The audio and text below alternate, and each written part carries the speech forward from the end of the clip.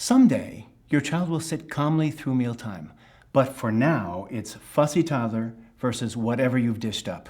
Children this age try to exert independence by fighting you at the kitchen table. They'll refuse to eat certain foods or insist on eating only one, and sometimes they don't want to eat at all.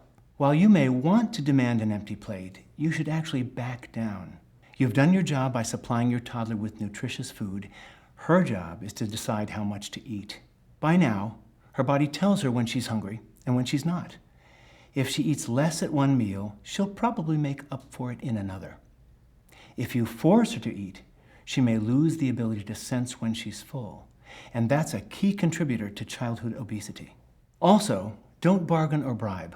This will lead to messy power struggles. It's also not a good idea to cater to your toddler's culinary demands.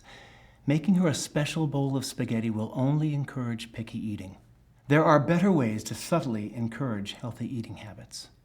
If she doesn't want to eat a new type of food, offer it again and again, but at different meals, as part of an array of options, as an accompaniment to more familiar fare, or slip it into meals in creative ways.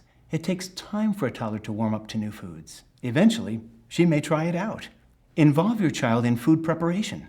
Let her wash veggies, mix ingredients, and open packages. She'll feel more invested in the meal when it's time to eat. And keep your toddler's miniature stomach in mind. Serve small food and beverage portions. Larger portions are overwhelming and can promote overeating. If she wants more, she'll ask for it. Finally, stick to a consistent routine.